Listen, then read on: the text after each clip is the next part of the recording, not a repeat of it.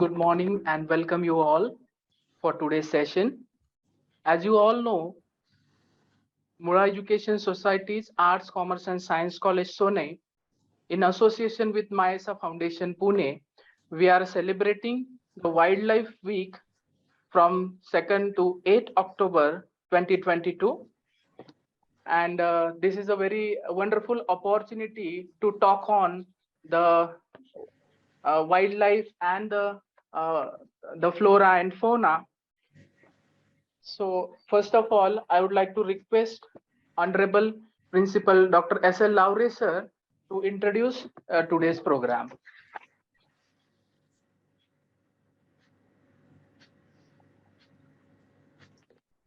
Good morning.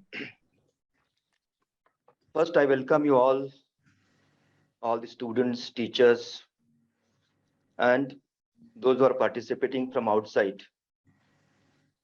On behalf of Mura Education Society's Arts, Commerce and Science College, Sonai, and Mayasa Foundation, Pune. I welcome Jai Sharma, who is the speaker of today's session, and definitely we'll learn many more things out of his lecture. Actually, the Mura Education Society, it was established by Honorable Yashwantrao Gadak Patil, and Arts, Commerce, Science College is run by Mura Education Society. College has rich flora, huge vegetation, which is supporting most of the insects, birds, butterflies, and some of the wild animals. So this is very, you can say, unique area in this particular location, where we are having different plants which are planted by college students and founders and president of this Mura Education Society. Today we are celebrating various activities, and this activity is one of them. We are celebrating environmental days and various programs we are organizing for the students to inculcate and to impart knowledge with respect to environment, how to conserve plant species, how to conserve animal species and insect species, as well as microbial species, and even how to go for sustainable development. Mayasa Foundation is an NGO, is working for environment, and we are working on different projects. For example, river restoration, then green school project, then mapping of biodiversity. So we are targeting school children, college students, youth, so as to impart knowledge to them with respect to environment and sustainable development. So today we have with us Jai Sharma. He'll be talking on ecology and sustainable development. Thank you very much. Thank you, sir. Now I request Ms. Chaitali Shirsagar, Director Mayasa Foundation Pune, to introduce our respected guest. First of all, good morning, everyone. I would like to welcome respected Jai Sharma from the entire Mayasa team. And also I am thankful to Dr. Amol Dharandale sir to giving me the opportunity to introduce today's respected speaker, Mr. Jai Sharma sir. So, respected Jai Sharma sir is a National Geographic Certified Nature and Wildlife Educator, member of IUCN Commission for Education and Communication. He works on conservation projects. He works as conservation project specialist and the consultant for many NGOs. A journey which began at the age of 6 with admiring and falling in love with nature. Sir quite corporate life and has begun guiding, motivating and inspiring children and grown up equally for over 25 years through nature study camps, courses on environment, nature and wildlife education, storytelling through photography and sustainability. Sir has organized over 100 camps, workshops and events for schools, colleges and teachers, impacting over 5,000 children and inspiring them to develop empathy towards nature and live a sustainable lifestyle. So now I request to Jai Sharma sir to start his lecture. Forward to Dr. Amol Dharandaris. Thank you, Chaitali, for such an wonderful introduction. Now I request respected guest Jai Sharma sir to deliver the to guidance us, to enlighten us. Thank you very much, sir. I first of all thank the Mula Education Society and the MESA Foundation for giving this opportunity to interact with students, teachers, and the community who are joining me from different places. It's a wonderful day, and we all know this is the 68th Wildlife Week, and basically it is celebrated or observed. I should say we should not celebrate it because we are still yet to recover from the damages we have caused over the last 200-300 years, and we have to still control it. So we have to observe it, be more serious, be more attentive, be more responsible towards nature, because nature can live without us. We cannot live without nature. That fact we should know, that whatever we earn, whatever we achieve, we cannot count that by holding our breath. So we need air, water, and food from nature. So we have to respect. So basically जो talk रहेगा वो है जो हमारा ecology and wildlife and our interdependency.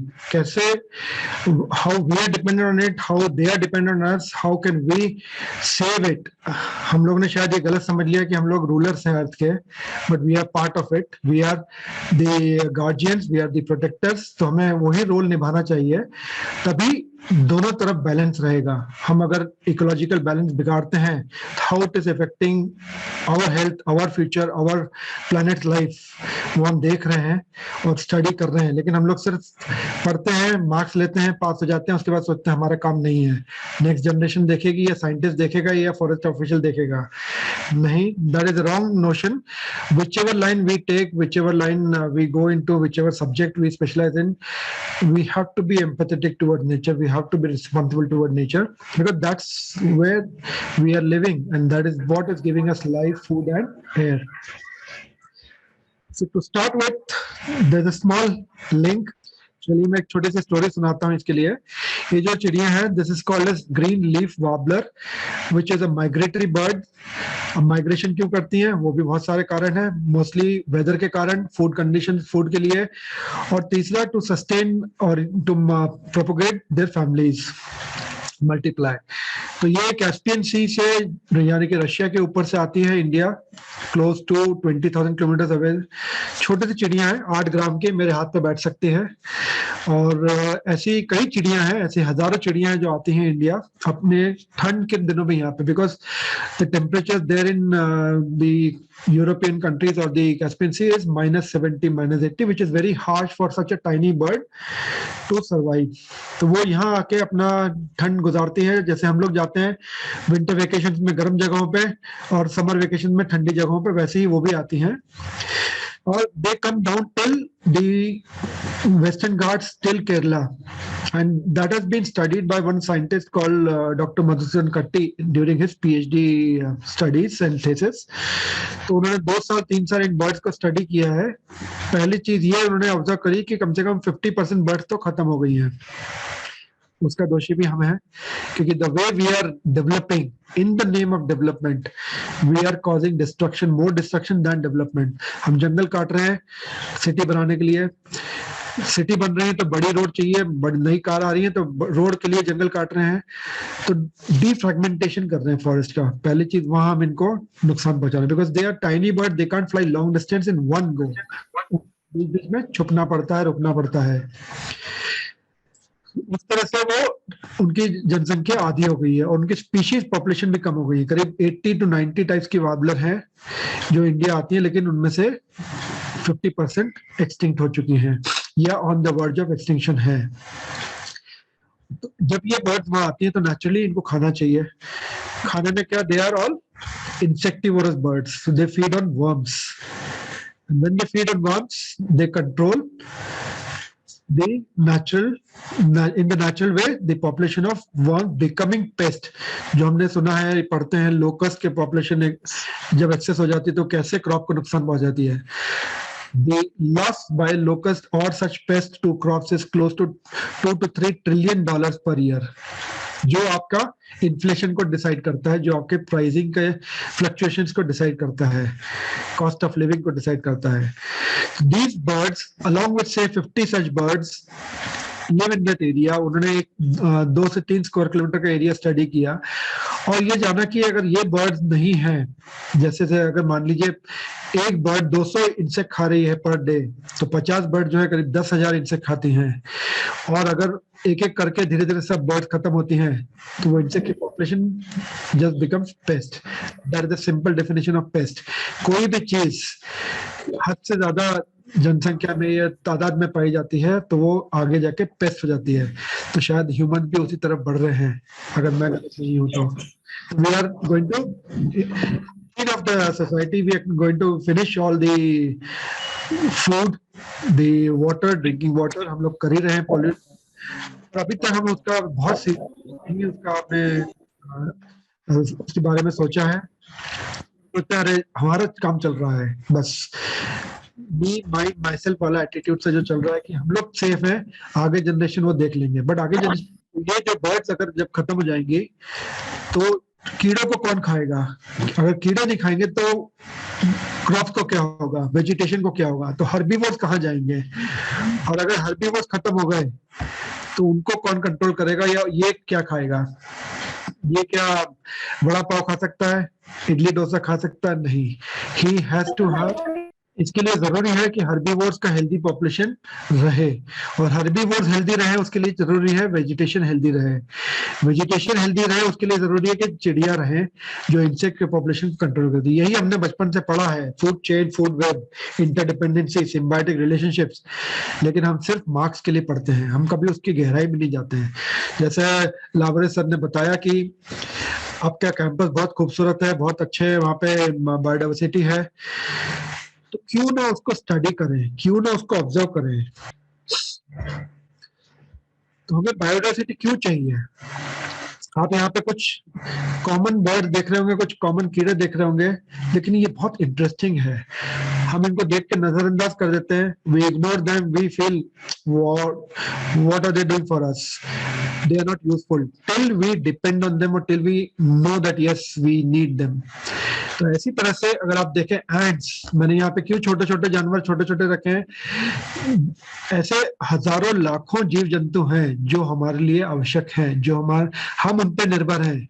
आप सोचते हैं वो आप पे निर्भर है? नहीं. जैसा मैंने कहा शुरू में, nature can live on its own, we can not live without nature. तो वो जरूरी है अपने अंदर दिमाग में डालना, अपने आप को समझना कि हम क्यों बचाएं, क्यों प्रकृति की रक्षा करें, क्यों अपना फ्यूचर सुरक्षित करें. जैसे चींटियां हैं, मैं आपको कुछ ऐसे एग्जांपल्स यहाँ पे बताऊंगा, इनके बारे में बताऊंगा जो शायद आपने पढ़े हो या आप पढ़ रहे हो टॉपिक्स, लेकिन बुक से. अगर आप फील्ड में देखते हैं which is called experiential learning या आउटडोर लर्निंग, तो आपको जल्दी समझ में आता है, कंसेप्ट क्लियर होते हैं और आप कभी भी नहीं भूलते हैं. That is what I do, और मैं ये 25 साल से कर रहा हूँ सिर्फ. तो मुझे मजा आता है. I enjoy my every day. New office, new jungle, new birds, new animals, new insects. तो I never get bored, never get tired. तो जो चींटियां हैं, तो हम जानते हैं चींटियां कितनी यूजफुल हैं. दिस इज द वीवर एंट. ये आपकी रेड एंट होती है जो कि पत्तों को वीव करती है अपने सलाइवा, और ये क्या करती है, अपने जो लार्वे होते हैं, इनके जो अंडे होते हैं, जो छोटे छोटे इनके बच्चे होते हैं, उनको टिकल करके उनका सलाइवा लेती है, फिर उससे पत्तों को बुनती है. They are very useful. जो एंट्स हैं उसकी अगर आप पॉपुलेशन लें, पूरी डेंसिटी लें, तो ह्यूमन से 10,000 टाइम्स ज्यादा है. और जो वो डिगिंग करते हैं, that is about 7,000 times more than any earth movers put together. जो भी आप जेसीबी रख लें, जो भी रख लें, वो क्यों डिग करते हैं? क्योंकि उनका काम है वो. उससे वो क्या करते हैं? They help retain the soil moisture, soil nourishment, soil nutrition, aeration provide करते हैं सॉइल में अंदर. Earthworms, ants, they are all soil engineers. earthworm, ants, millipedes, slugs, अपना beetles, dung beetles specially. और आपके जो है कुछ और छोटे जानवर है जो बैक्टीरियाज है, तो they all contribute in that manner. वहीं हम देखते हैं पॉलिनेटर्स, तो जो मेन पॉलिनेटर्स है हनी बी, बटरफ्लाइज और बर्ड्स। तो when they go to suck nectar, वो उनको नहीं मालूम कि वो पॉलिनेशन भी कर रहे हैं, बट भगवान ने उनको ऐसा बनाया है कि उनके चोंच या उनके फेदर्स में या पैरों में पॉलन चिपक जाता है। आप यहाँ देख रहे हैं फोटो में, this is a female sunbird, purple sunbird की फीमेल है ये, and they carry the pollens to other flower. एक मधुमक्खी को या एक छत्ते को 2 से 3 महीने लगते हैं एक ड्रॉप, एक चम्मच शहद बनाने के लिए अपने सलाइयों और नेक्टर से। तो उनका पूरा लाइफ का काम वही रहता है, जो उनकी लाइफ रहती है 1 से 2 महीना, उसका काम यही रहता है कि वो शहद बनाए। तो आप सोचिए कि आपको जो शहद मिल रहा है क्या वो असली है, या इतना शहद कहाँ से आ रहा है? जब 50% मधुमक्खियां खत्म हो गई है, 60% बटरफ्लाई खत्म हो गई है, 65% टोटल बायोडाइवर्सिटी खत्म हो चुकी है इस प्लेनेट की सिर्फ लास्ट 50 साल में, सिर्फ लास्ट 50 साल में। उसके पहले का ग्राफ आपको दिखाऊंगा तो शायद रोंगटे खड़े हो जाएंगे या नींद उड़ जाएगी। तो ये जरूरी है इन छोटे छोटे जीव जंतुओं का रोल समझना। उसी तरह से ये खूबसूरत ड्रैगन फ्लाई है। आप लोगों में से कितनों ने इसे पकड़ा होगा, या शायद हो सकता है इससे डरते भी हो कि ड्रैगन फ्लाई अरे काट लेगा, खतरनाक दिखता है।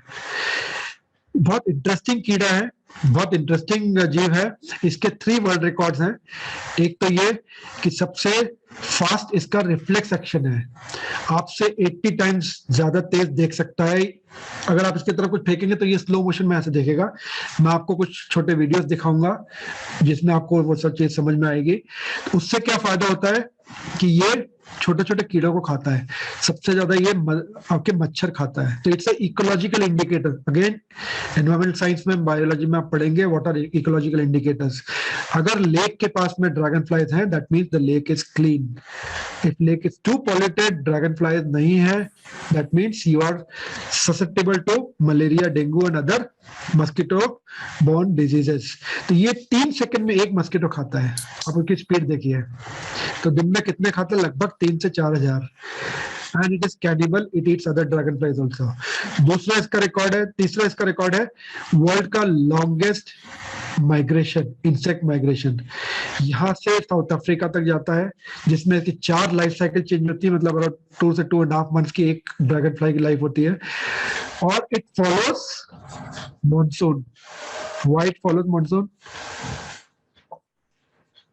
Because they are insect, they need to lay eggs in water and their larvae also feeds on mosquitoes. तो इसलिए वो मॉनसून फॉलो करते हैं जहाँ पे रिवर्स में, लेक्स में पानी रहता है। And when they migrate, हजारों बर्ड्स इनको फॉलो करती हैं, जैसे लोकस्ट को फॉलो करती हैं, because they are super rich in protein. तो जो जैकोबिन कुकू हैं, हॉक्स हैं, हैरियर्स हैं, शिक्रास हैं, ड्रोंगोस हैं, ऐसे बहुत सारी बर्ड्स हैं जो कि इन पे फीड करती हैं। तो आप देखिए नेचर का जो सीक्वेंस है, पैटर्न है, वो सब सेट है, हजारों लाखों सालों से सेट है। हम उसको बीच में काट रहे हैं, डिस्टर्ब कर रहे हैं, उसको डिस्कनेक्ट कर रहे हैं। एक और इसका बहुत खासियत है, इसको क्यों हेलीकॉप्टर बोला जाता है?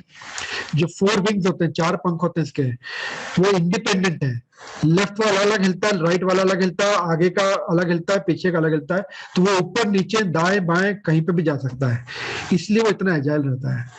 तो the wonderful creatures, wonderful insects सिर्फ इंटरेस्ट के ऊपर है, एक पैशन के ऊपर है। अगर आप नेचर में आप इंटरेस्टेड हैं, सिर्फ नेचर हरियाली देखने से नहीं होता, वो मैं आपको बताऊंगा उसका भी क्यों, एक साइंटिफिक रीजन है। Why do we like to go in nature for morning walks और रनिंग रादर देन बिल्डिंग में जॉगिंग करोगे तो आप जल्दी पतले होगे ना, लेकिन नहीं, there is a reason, I will come to that. ये एक जो जानवर है, कोई बता सकता है ये क्या है या इसका नाम क्या है? This is a pipistrelle bat. सबसे छोटा बैट होता है, देखिए आप फिंगर पे बैठा है। This is again a biopest controller. ये जो भी आप जानवर देख रहे हैं, जो भी आप जीव जंतु यहाँ देख रहे हैं, एंट, ये चिड़िया, ये ड्रैगन फ्लाई, ये सब का एक महत्व है। तो ड्रैगन फ्लाई, ये pipistrelle bat, they are biopest controller. Means जिस तरह से ये दिन में मच्छर खाता है, ये रात को मच्छर खाता है, कीड़े खाता है। सेम 4 से 5,000 मच्छर खाता है दिन में एक बैट। ये नुकसानदायक नहीं है। Bats carry maximum virus but they are not the real causing agents of any pandemic. Virus mutates या मल्टीप्लाइज और become dangerous in secondary host. Secondary host कौन है वो आप जानते हैं, नॉट द प्राइमरी होस्ट। हमारे अंदर भी वायरस हैं, तो there are always the immune system fighting with the good and bad viruses. उसी से आप स्ट्रांग होते हैं, उसी से आप सर्वाइव करते हैं। The day you can't survive और you can't fight the disease borne bacteria और वायरसेस, यू डाई। तो जो पिपिस्टल बैट है ये भी रात को अपना काम करता है चुपचाप। They do not disturb us, they do not eat us, they do not bite us। आज तक तो मैंने केस नहीं सुना, मैंने तो इतने पकड़े इतना देखा है, कभी कोई बाइट नहीं करते हैं। They are all helpful, they are very useful, लेकिन दे आर डिक्लाइनिंग फास्ट। क्योंकि हम सिटी में इतनी लाइट्स लगा रहे हैं, इतना हॉन्ग करते हैं, इतना ज्यादा हल्ला करते हैं कि ये डिस्टर्ब हो रहे हैं। मेंढक है, बैट्स हैं, आउल्स हैं, ये सब डिस्टर्ब हो रहे हैं। यहीं पे आप देखेंगे छोटी सी चिड़िया है called the oriental white I, which is having a very large eye compared to the body size। का बॉडी साइज भी इतना सही है, मेरे हथेली में बैठने वाला जैसे वो वार्बलर है वैसी, अपने स्पैरो से भी छोटी है। लेकिन दे आर ब्यूटीफुल बर्ड्स, बहुत ची ची ची ची करते रहते हैं because they are passerids. Passerids are all song birds. ये अब इसमें फोटो में छोटे में नहीं दिख पा रहा होगा, लेकिन यहाँ पे छोटे छोटे एफिड्स हैं which are again for the plants. तो ये उनको कंट्रोल रखते हैं, उनको खाते हैं, उनको हमें नहीं दिख रहा, पेड़ सूखा दिख रहा है, लेकिन इसमें बहुत सारे छोटे छोटे छोटे हरे एफिड्स हैं जिनको ये बर्ड खा रही है, क्योंकि इनका eye to body ratio is bigger, जिससे वो देख सकती है छोटे छोटे कीड़े जो हम नजरअंदाज कर देखते हैं या कैमरे में ही आते हैं, बाइनोकुलर से देखने पड़ते हैं। They keep eating that, they keep working at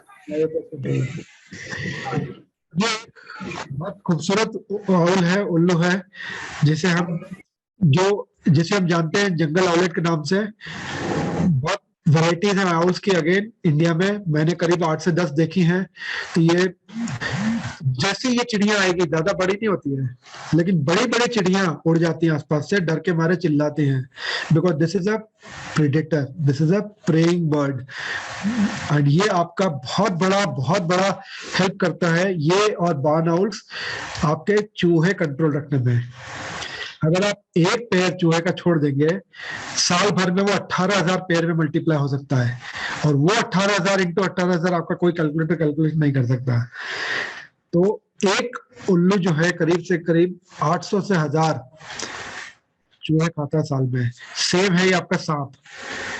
क्यों हम सांप को, उल्लू को फार्मर्स फ्रेंड बोलते हैं, क्यों उनको नहीं मारते हैं? Because that is a scientific reason that they are helping us. जो चूहों से, जो लोकस से, जो ये पेस्ट से जो आपका फसल को नुकसान होता है, क्रॉप्स को लॉस होता है, that is about 2 to 3 trillion tonne, जो मैंने आपको शुरू में बताया। तो ये आपको वहां कंट्रोल करते हैं, ये वहां का नुकसान बचाते हैं। आप रात को टॉर्च लेके, बंदूक लेके, तलवार लेके नहीं बैठे रह सकते चूहे मारने को, you will not be successful. God has made such creatures which control directly and naturally. आपको ना इंसेक्टिसाइड की जरूरत है, ना पेस्टिसाइड की जरूरत है, ना फर्टिलाइजर की जरूरत है। अगर आपके यहाँ पे हेल्दी एंड्स हैं, अर्थवर्म्स हैं, स्लग्स हैं, बीटल्स हैं, मिलीपेड्स हैं, आपको फर्टिलाइजर की जरूरत नहीं, because they are having natural enzymes जो प्लांट्स को हेल्प करते हैं। आपके फार्म में आउल्स हैं, बैट्स हैं, सांप हैं, ड्रैगन फ्लाइज हैं, आपके खेत सुरक्षित है, आपको कोई दवाई की जरूरत नहीं है। चिड़िया है, खेत खलिहान है, अच्छे हरे भरे रहेंगे। हम अपनी हेल्थ ही बिगाड़ रहे हैं, क्योंकि हमें फास्ट ग्रोथ चाहिए, डेवलपमेंट चाहिए, बड़े फ्रूट चाहिए, फास्ट चाहिए। किसी को वेट नहीं करना आम को 2 महीने पकाने को। आज डालो कार्बाइड में, कल पक के मार्केट में, ठीक है ना। संतरे ले लो, जो भी आप फ्रूट ले रहे हैं, सारा पूरा केमिकल खा रहे हैं। नुकसान किसका हो रहा है? जानवर तो मर रहे हैं बेचारे, वो तो बेजुबान है। हमारा मेडिकल की तरफ और मेडिसिन की तरफ खर्चा बढ़ रहा है, बस हमारा स्ट्रेस लेवल बढ़ रहा है, हमारी शांति भंग हो रही है। अगर वो कंट्रोल करना है तो we have to respect nature, to respect each and every organism जो हेल्प कर रहा है। ऐसे ही ये ब्राह्मणी काइट है, ये जस्ट मेरा परसों का फोटो है, अभी मैं भद्रा टाइगर रिजर्व से आया हूँ कैंप से। तो आप देखेंगे ये फिश पकड़ के बैठा है, They were earlier all scavengers जो कैटेगरी में आते थे काइट, लेकिन they are evolving, they are also learning to kill prey because scavenging के लिए उतना बचा नहीं है. जो scavengers है वो तो वैसे ही खत्म हो रहे हैं. आपके vultures हैं, there were more than 1 crore vultures 100 years back. आज 1 लाख भी नहीं बचे हैं. 99% पॉपुलेशन खत्म हो गई. Out of 12 species 4 total extinct हो गई है. 3 बहुत वनरेबल है. जो IUCN आप जानते हैं, international union for conservation in nature, which defines and categorises क्या स्पीशीज सेफ है, क्या वनरेबल है, क्या एंडेंजर्ड है, क्या क्रिटिकली एंडेंजर्ड है. तो as per them all vultures are critically endangered.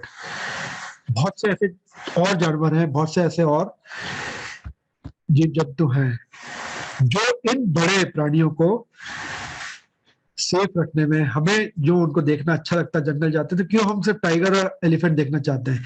हम क्यों नहीं छोटे चीजों पे इंटरेस्ट दिखाते हैं? बटरफ्लाइज पे, इंसेक्ट्स पे, स्नेक्स पे, छोटे बर्ड्स पे. Everything in nature is beautiful. क्यों नहीं हम पेड़ों के बारे में जानकारी करते हैं? क्यों नहीं हम अपने कैंपस की मैपिंग कर सकते हैं कि क्या क्या पेड़ है, क्या उसका यूज है, क्या किस काम आते हैं, क्या कीस्टोन स्पीशीज है. जैसे एलिफेंट है, इट इज आर्किटेक्ट. ये जंगल नया बनाता चलता है, पुराने जंगल गिराता चलता है. पुराने पेड़ है उनको गिराता चलता है. कुछ फसल खाता है, कुछ पेड़ खाता है, आगे बढ़ जाता है. पूरा खत्म करके साफ नहीं करता इंसान की तरह. और ये कॉरिडोर एनिमल है. वहीं दूसरी तरफ टाइगर जो है टेरिटरी एनिमल है. टाइगर एक 10 स्क्वायर किलोमीटर 100 स्क्वायर किलोमीटर में रहेगा. लेपर्ड भी वैसे 10 से 20 स्क्वायर किलोमीटर में रहेगा. लेकिन हाथी जो है कॉरिडोर एनिमल, उसको चाहिए 1000 स्क्वायर किलोमीटर, 2000 स्क्वायर किलोमीटर. यहाँ से साउथ टिप से जाता है वो वेस्टर्न घाट्स में आपके महाराष्ट्र तक. ईस्टर्न घाट्स के थ्रू जाता था वो पहले वेस्ट बंगाल तक, लेकिन अब वो बंद हो गए हैं. वेस्ट बंगाल से अभी तक मध्य प्रदेश आता है. अभी भी कान्हा, बांधवगढ़, पेंच, पन्ना में करीब 100 से ज्यादा हाथी हैं जो कि उड़ीसा से छत्तीसगढ़ के थ्रू आते हैं. कॉरिडोर एनिमल्स घूमते रहते हैं. और इसी तरह से उनके जो प्रे हैं, जो लेपर्ड के, टाइगर के, वाइल्ड डॉग्स के प्रे हैं, बारहसिंगा या हिरण, वाइल्ड बोर, बाइसन, गौर, जबरदस्त 6.5 फीट का मेल होता है. It's real machine, muscle power. They are all useful. ये एक छोटा सा एग्जांपल मैंने आपको लिए हैं बायोडाइवर्सिटी के, जो हमें जरूरत है, जिन पे हम डिपेंडेंट हैं, जो हम पे डिपेंडेंट है नेचर बचाने में. इसी तरह से लेक, मुझे बहुत जान के खुशी हुई कि आप लोग लेक स्टडी कर रहे हैं. उसमें क्या क्या स्टडी कर सकते हैं? Why should we learn about lakes?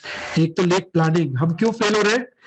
क्योंकि लेक का मेंटेनेंस प्रॉपर नहीं है, कॉलोनी प्रॉपर प्लान नहीं है. हम सोचते हैं लेक और डंप यार्ड, सारा सीवेज घर का, इंडस्ट्री का लेक में डाल दो, सरकार देखेगी, सब सरकार देख लेगी.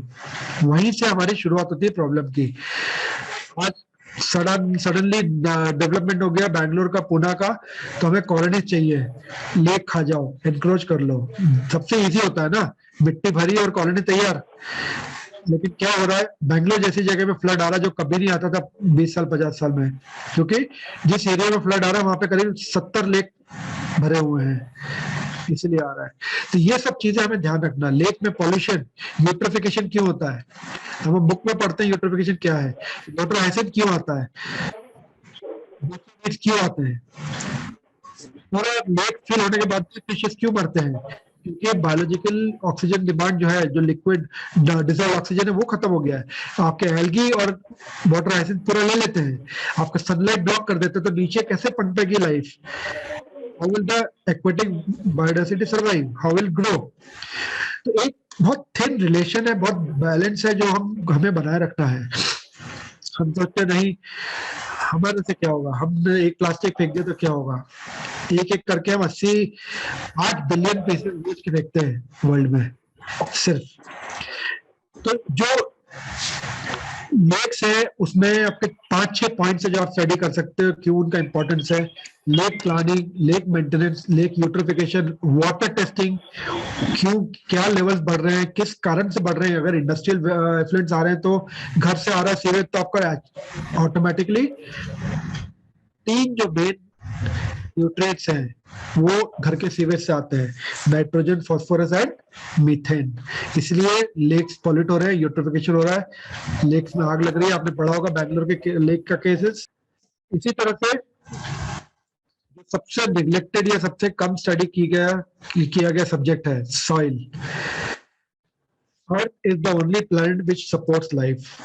पूरे सोलर सिस्टम में, पूरे ब्रह्मांड में अभी तक सिर्फ एक ही जगह लाइफ मिली है, वो है अर्थ। तो we should be fortunate, we should be thankful कि हमें ये ऐसे इंसान बनने को मिला और ये सब देखने को मिला, सीखने को मिला। बिना सॉइल के ना लाइफ पॉसिबल है, ना ग्रास पॉसिबल है, ना ग्रीन लाइफ पॉसिबल है, ना उसके बगैर आपको खाना मिल सकता है, ना पानी मिल सकता है। Because soil and forest maintain or regulate all the cycles, whether it is nutrition cycle, carbon cycle, water cycle, rain cycle, food cycle, everything. ये बहुत जरूरी है सॉइल मेंटेन करना।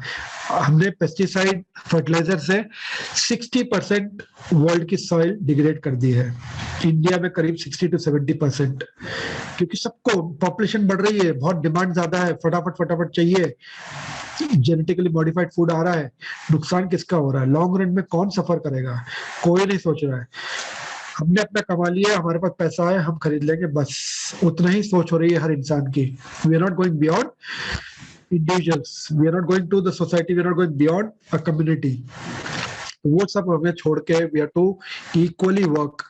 बिकॉज आप सभी चीज देखेंगे, आपका वाटर साइकिल, आपका water storage in aquifers, ground water recharge, nutrition, फिर आपका जो सॉइल टेलिंग है, फिर आपका ऑर्गेनिज्म के लिए हैबिटेट, फ्लड रेगुलेशन, आपका जो है मेडिसिन, कंस्ट्रक्शन मटेरियल, सभी कुछ सॉइल से आता है।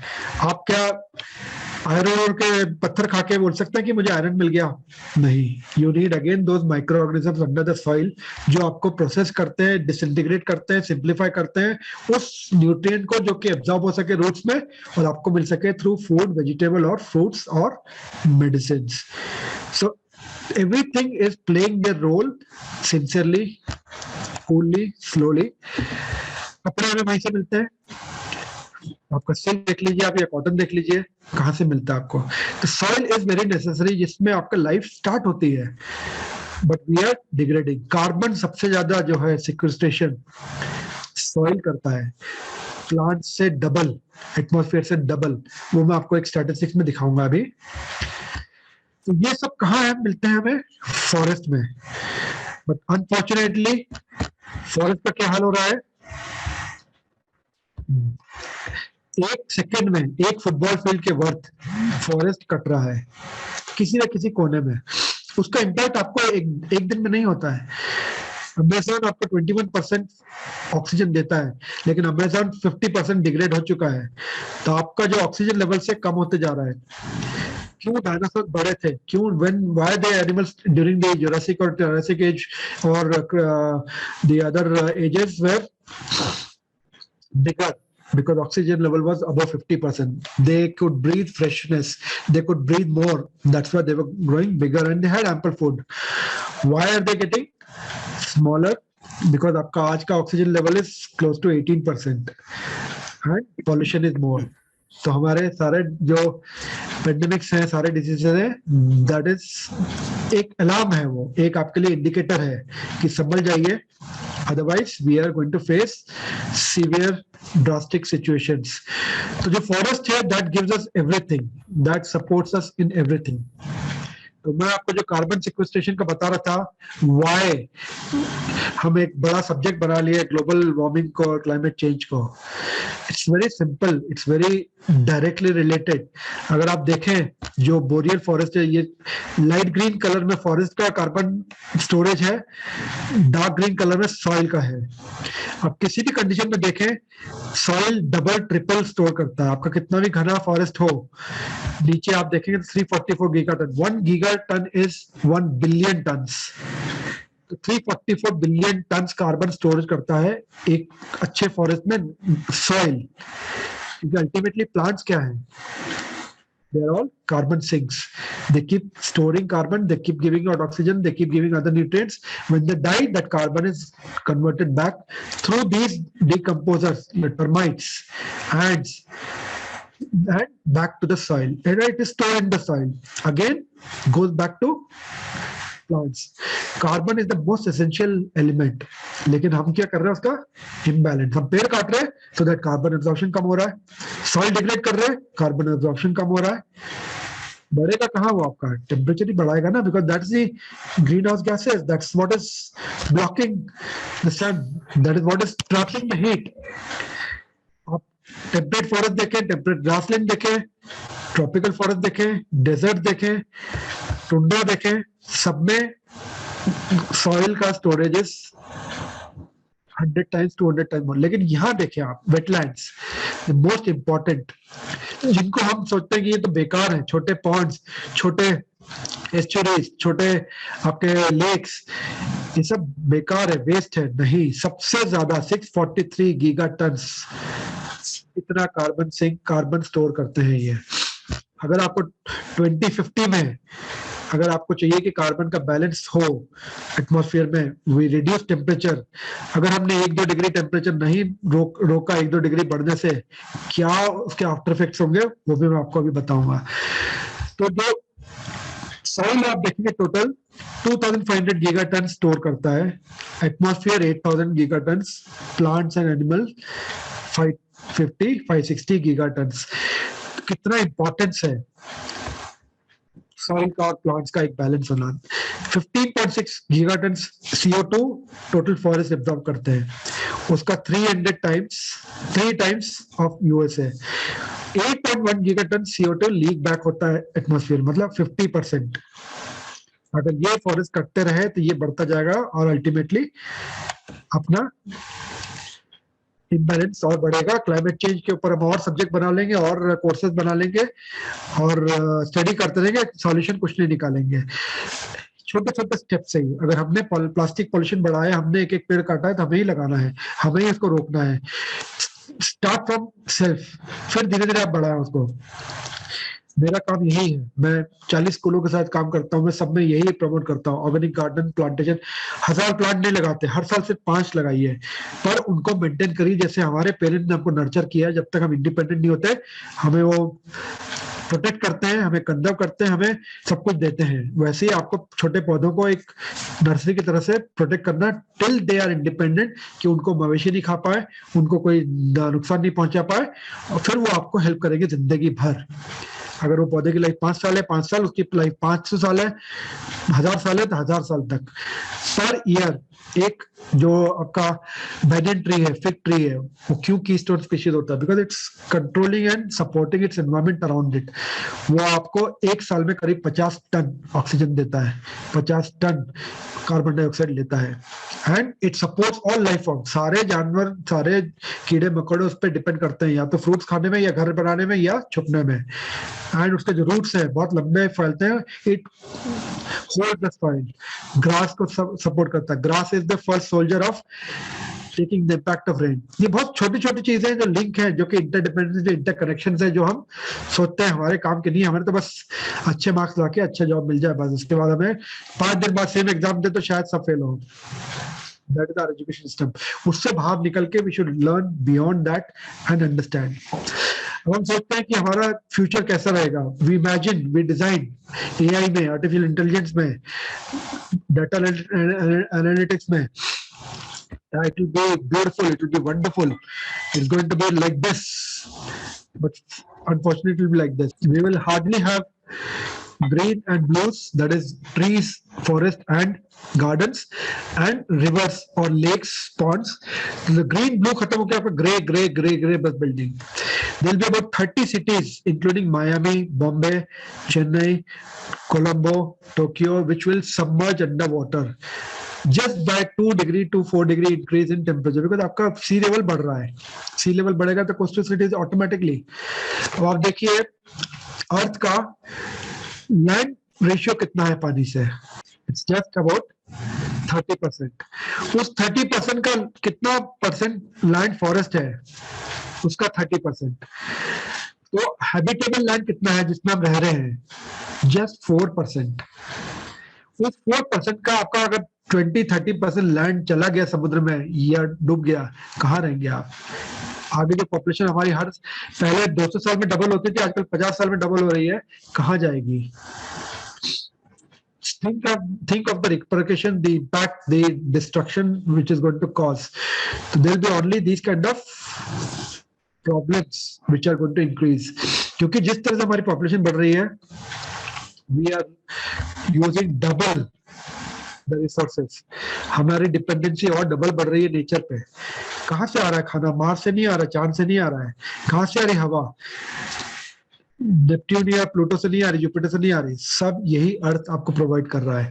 So why are we not still serious of protecting it? Why are we not serious of conserving our resources, managing sustainably? वही इस पूरे आज का सेशन का सारांश है. अब मैं आपको बताता हूँ नेचर क्यों देखना अच्छा लगता है. क्योंकि there are positive ions in that. Greenery हमें एक रिलैक्सेशन देती है. बिल्डिंग जो है टेंशन बढ़ाती है. आप मिट्टी पे बिना चप्पल के चले, नंगे पैर चले, तो there are positive electrons which enter your body, जो आपको रिलैक्स कर, जो आपको नहीं मालूम है साइंटिफिकली लेकिन प्रूव्ड है. आप आम के पत्ते क्यों लगाते हैं घर में पूजा के टाइम? बिकॉज पत्ते को काटने के बाद भी 5 दिन तक ऑक्सीजन रिलीज करते रहते हैं. नीम के पत्ते क्यों लगाते हैं? Because neem is the best air purifier. तुलसी या दूसरे पत्ते पौधे घर में क्यों लगाते हैं? Because there are 5 to 6 plant which give oxygen even in the night. हर चीज का एक रीजन है, हर चीज का एक पर्पस है, but we are slowly ignoring them and forgetting them. और कौन से 5 पौधे पता करिए. Of course fig is there, peepal is there, snake plant is there, lot of plants are there like that. तो nature has always given you positively. हम क्या कर रहे हैं? ये बस बढ़ाते जा रहे हैं इसके नंबर ऑफ जो क्राइटेरिया है या जो कैटेगरीज हैं. Wetland, vehicle pollution, habitat species loss, plastic pollution, lake degradation, industrial pollution, forest degradation. This is our contribution to nature. Ultimately किसका लॉस है? लॉन्ग रन में किसका लॉस है? What is going to happen जो आपके अगले 50 साल 100 साल में?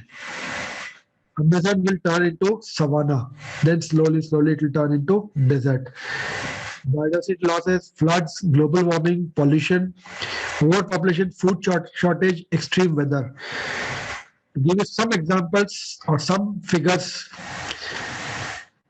this is a graph showing business as usual. अगर हम ऐसे ही चलते रहे, अगर हम जो 1970 से चल रहे हैं ऐसे चलते रहे, तो जो आप देख रहे हैं ग्रे लाइन, सारा एनिमल, सारे बायोडाइवर्सिटी, सारे प्लांट्स ऑलमोस्ट खत्म हो जाएंगे.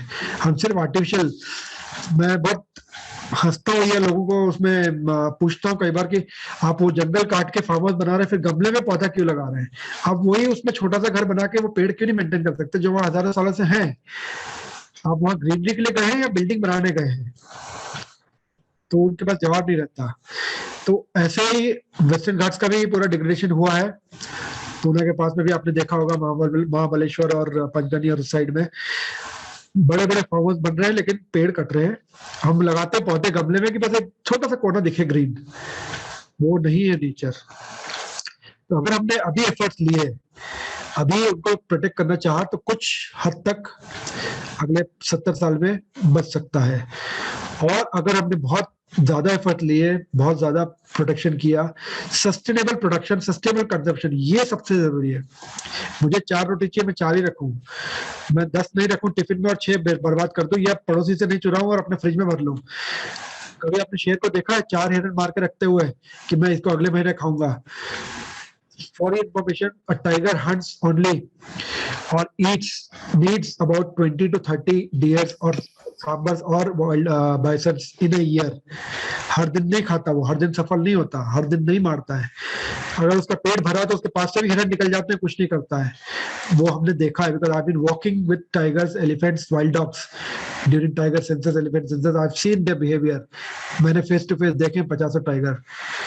They do not harm you, they do not kill you, they do not deliberately want to kill. वो उतना ही लेते हैं जितना उनको चाहिए। सिर्फ एक आदमी है 10 घर के बाद भी सेटिस्फाइड नहीं है, 12 कार के बाद भी सेटिस्फाइड नहीं है, और जमीन तो पता नहीं, जितनी मिल जाए उतनी कम है। जहां तक आंखें नहीं जाए वहां तक भी जमीन मिल जाए तो भी लगता है यार मेरे पास कुछ नहीं है, इससे ज्यादा मिल जाए मुझे, इससे पड़ोसी से ज्यादा मिल जाए। सिर्फ उसी कंपटीशन में हम हैं। Why? And that is what is causing the imbalance.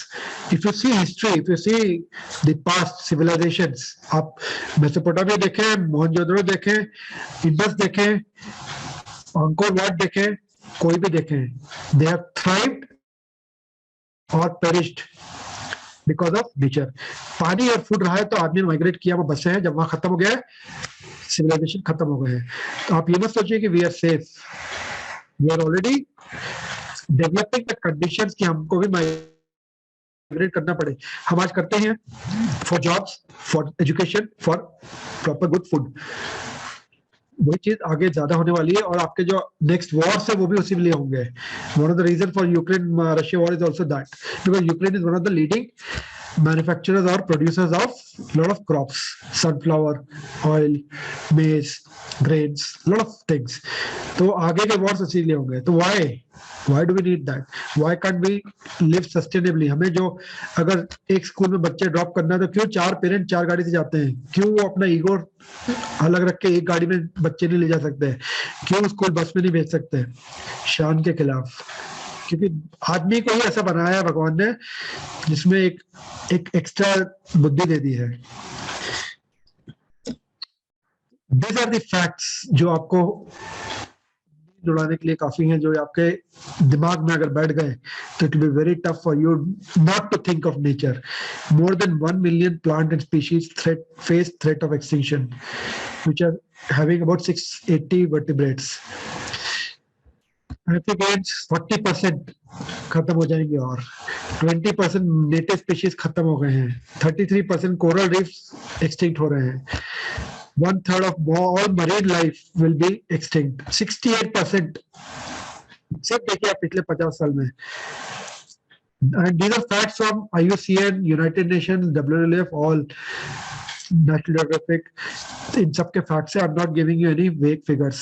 These are all scientifically published documents. Human activities have altered 66% of marine environments. 100 million hectares of forest has been lost in just 20 years. 10% insects are under threat of extinction.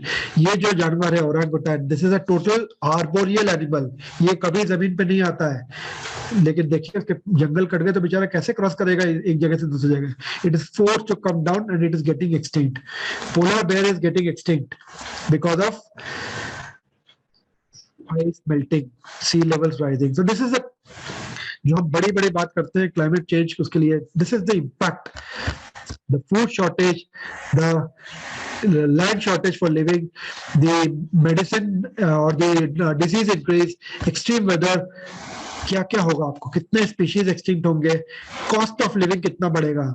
आज हम टमाटर 20 रुपए से लेकर 100 रुपए तक भी जाता है तो खरीदते हैं, आज से 10 साल बाद शायद 100 रुपए का एक टमाटर मिलेगा। हमारी कमाई बढ़ जाएगी, 1 लाख की जगह 10 लाख हो जाएगी। हम तो बहुत कमा रहे, नहीं, हमारे पेरेंट्स या हमारे जो ग्रैंड पेरेंट्स थे शायद वो 10 रुपए कमा के भी 5 रुपए सेव करते थे। हम 10 लाख कमा के भी 1 लाख सेव नहीं कर पाएंगे या 1000 सेव नहीं कर पाएंगे, because the cost of living is directly impacting us, which is directly related to this degradation जो मैंने बताया आपको, पेस्ट से, मेडिसिन से, आपके फर्टिलाइजर से, शॉर्टेज ऑफ फूड से, वाटर क्वालिटी से, फूड क्वालिटी से, उन सब से। This is about food. There is a 300% increase in food crop production. There are more than 700 million people जो भूखे हैं। कितनों को हम खाना देते हैं? हम तो सिर्फ खाना छीनना चाहते हैं या जानते हैं। 23% लैंड डिग्रेड हो चुका है ओवरऑल वर्ल्ड का। 75% we depend on these pollinators, honeybees and butterflies, जिसका 60% population is already extinct. And this is what is the CO2 emissions which are lost every year. See, 577 annual global loss of crop production due to pollinators. अब इसको कौन replace करेगा? क्या हम 3000 फूलों पे जा सकते हैं 1 महीने में और उनको पॉलिनेट कर सकते हैं? क्या हम ऐसी मशीन बना सकते हैं? नहीं। 11 to 12% population is under nourished, जिनको एक टाइम खाना भी नहीं मिलता है या हेल्दी फूड नहीं मिलता है। 100 मिलियन हेक्टेयर्स चाहिए या हमने लिया है 20 सालों में। ऐसे बहुत से फैक्ट्स हैं।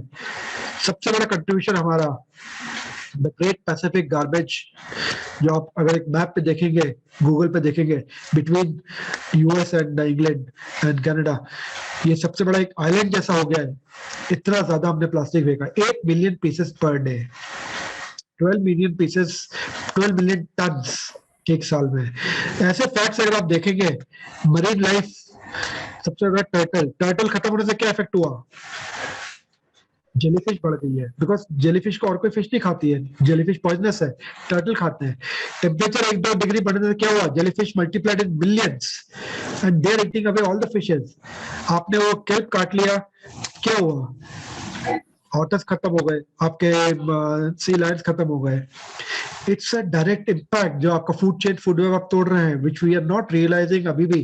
कोरल ब्लीच हो गया, which is nursery for nurturing all small fishes, small animals, small crustaceans, and they directly depend on corals.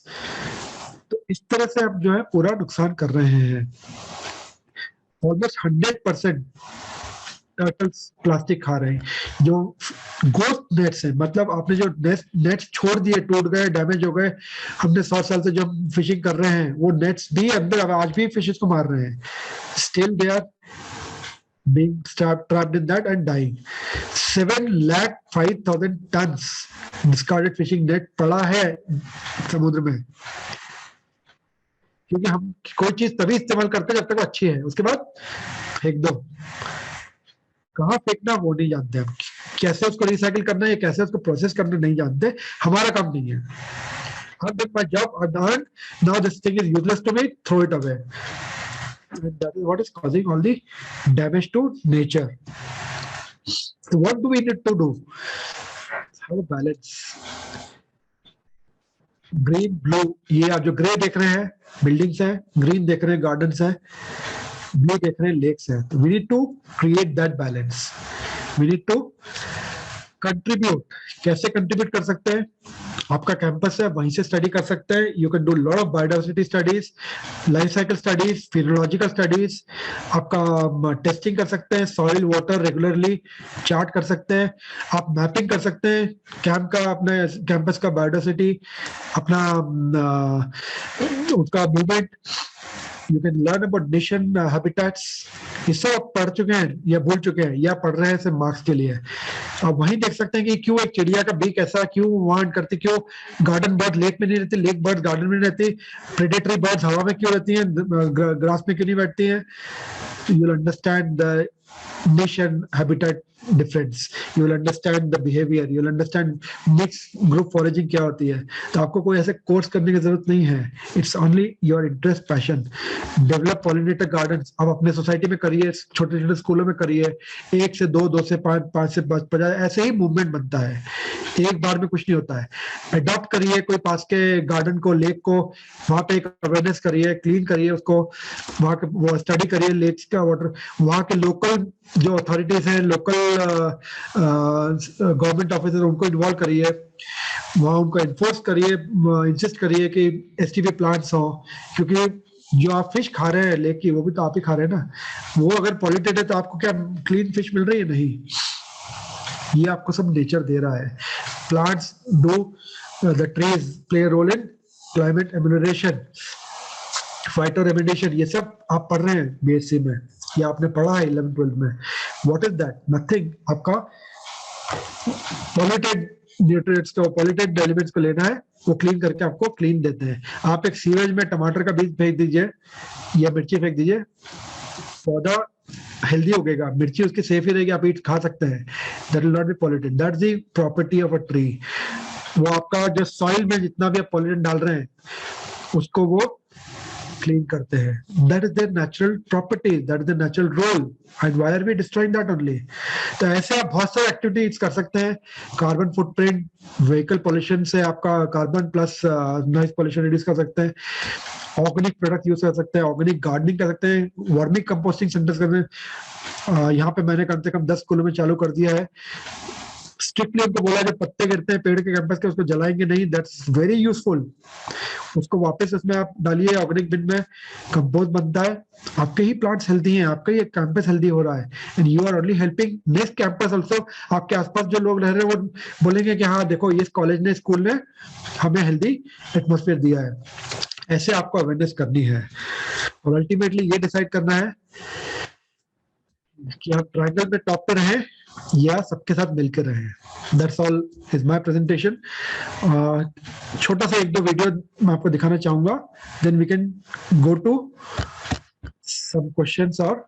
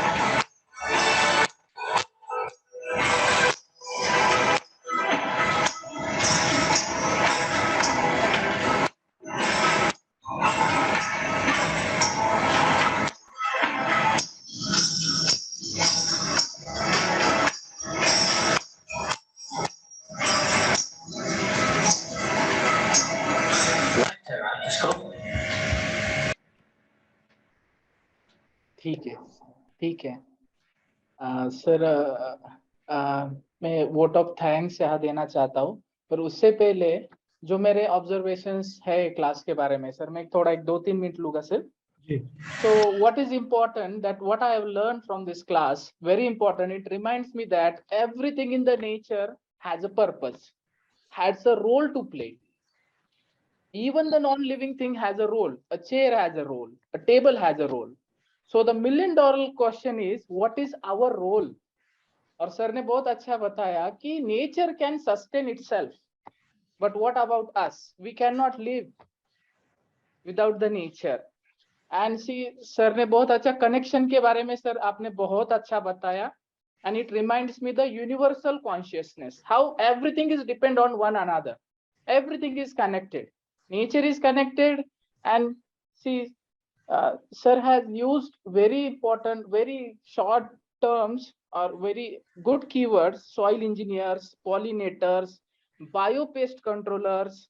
And I come to know today that dragonfly is a mosquito eating insect that I never know, sir. Okay. And again, some of the important points, I note that the wetlands are the carbon storage sinks. This point I know before, sir. Okay. Very I did good. not know, sir. They acts as a major role as a carbon sinkers. Okay, now I would like to thank first of all the naturalist, respected Jay Sharma sir, for enlightening totally. So I enlightened, sir, very much. I enlightened, practically I enlightened, and I hope everybody has been enlightened, sir. Now then I would like to thank principal, respected Dr. Laure sir. Then I would like to thank all the senior teachers which are present here in this class. Then my colleague teachers. Then the Nangre sir, the technician team sir, Nangre sir, Dunde sir, and all the students. Thank you, sir. I would like to thank the college association and the organization and Lavre sir, and thank you very much for giving the opportunity. Thank you, sir. Thank you very much. My pleasure, sir. Yeah. It was a nice session and everybody might have enjoyed all these things and we learned many more things out of your lecture. Thank you, sir.